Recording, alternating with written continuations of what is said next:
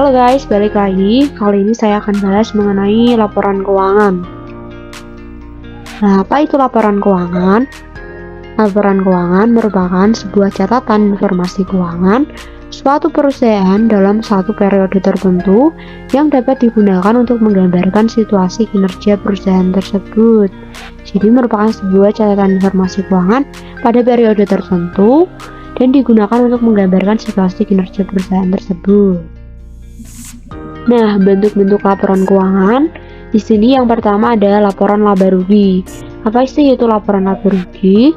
Laporan laba rugi merupakan laporan yang menyajikan kondisi perusahaan pada akhir periode, apakah menghasilkan laba atau rugi. Ini adalah contohnya laporan laba rugi dari CV Service Motor.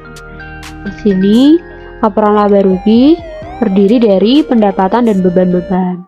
Jadi pendapatan pada tahun tersebut, pada periode tersebut akan dikurangi dengan beban-beban, maka akan menghasilkan suatu laba atau rugi. Jika pendapatannya lebih besar daripada beban-beban, maka dia akan laba.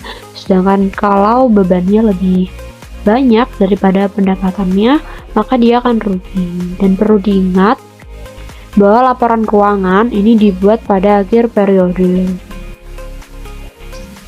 Nah, yang kedua ada laporan perubahan modal. Di laporan perubahan modal ini merupakan laporan yang menyajikan perubahan modal pada akhir periode akuntansi. Sini saya ambil juga dari CV Service Motor. Di sini laporan perubahan modal formatnya seperti ini. Yang pertama ada modal Tuan Andi 1 Desember.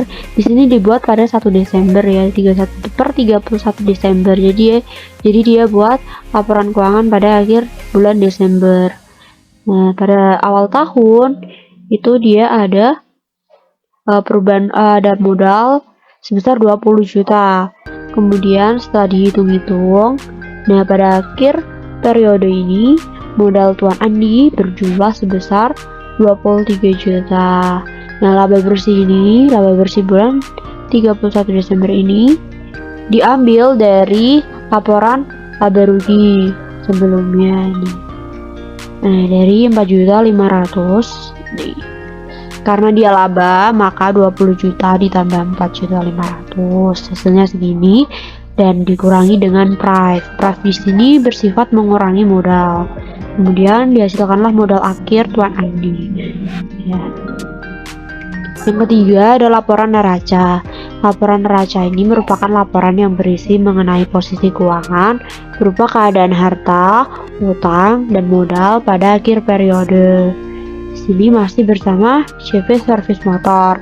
Sini ada aktiva dan pasiva. Aktiva ini merupakan harta, sedangkan di pasiva ini hutang dan modal. Nah, di aktiva ini ada kas, piutang usaha, contohnya ada perlengkapan juga, ada peralatan, ada akumulasi penyusutan peralatan. Ini kita jumlahkan. Nah, akumulasi penyusutan peralatan ini sifatnya itu mengurangi. Jadi akumulasi itu mengurangi. Nah, setelah dijumlahkan ketemulah 28 juta. Kemudian di pasiva ini ada hutang dan modal. Hutangnya dari hutang selama bulan tersebut, selama periode tersebut berapa, kemudian ditambah juga dengan modalnya Tuan Andi. Jadi modal Tuan Andi ini diambil dari laporan perubahan modal sebelumnya, jadi selalu dibawa terus. Dari modal Tuan Andi 31 Desember 2021 sebesar 23 juta, kita bawalah ke sini. Kita bawa ke sini ke laporan neraca. Jadi dari laporan laba rugi yang pertama ini, kita balik ke laporan laba rugi yang pertama. Di sini menghasilkan laporan laba atau rugi. Jadi 4.500.000 ini tetap kita bawa. Nah, kita bawa ke laporan perubahan modal, dimasukkan ke laba bersih bulan 31 Desember.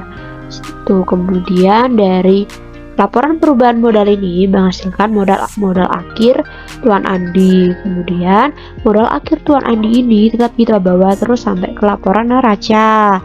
laporan neraca ini kita masukkan di pasifa di modal Tuan Andi. Kemudian setelah itu kita jumlahkan, dan perlu kita ingat bahwa laporan keuangan ini dibuat pada akhir periode. Kemudian ada tambahan lagi untuk laporan keuangan. Di sini ada laporan arus kas. Ini merupakan laporan keuangan yang berisikan arus kas masuk dan arus kas keluar suatu perusahaan pada periode tertentu. Formatnya seperti ini, ada arus kas dari aktivitas operasi dan investasi, kemudian pendanaan.